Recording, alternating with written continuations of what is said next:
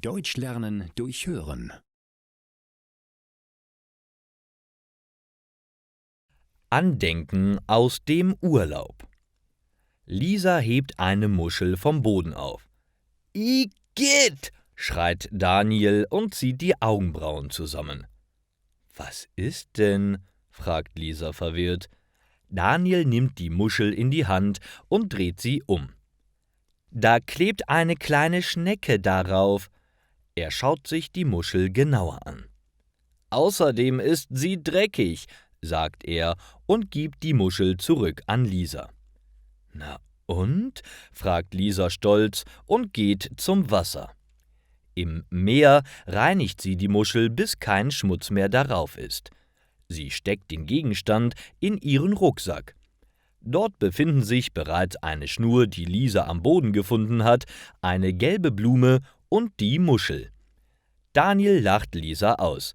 Er versteht nicht, warum sie diese Dinge mitnimmt. Ein paar Tage später sind sie wieder zu Hause. Der Urlaub war schön und alle hatten eine schöne Zeit. Lisa läuft in das Wohnzimmer, wo Oma und Opa vor dem Fernseher sitzen. Sie freuen sich sehr, dass die Kinder wieder zu Hause sind.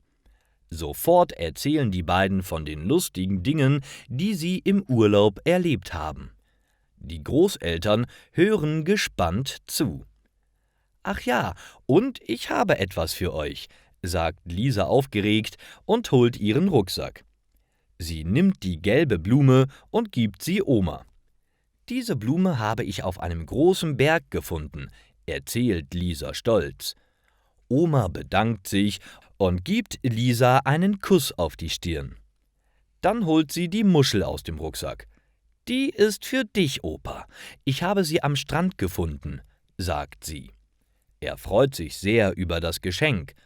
Lisa holt die Schnur aus dem Rucksack, hält sie hoch und sagt, »Und die ist für Schnuffel.« In diesem Moment kommt die Katze Schnuffel in das Zimmer und alle müssen lachen. »Was für ein schönes Andenken«, sagt Opa, und auch Daniel versteht jetzt, warum Lisa all diese Dinge mitgenommen hat.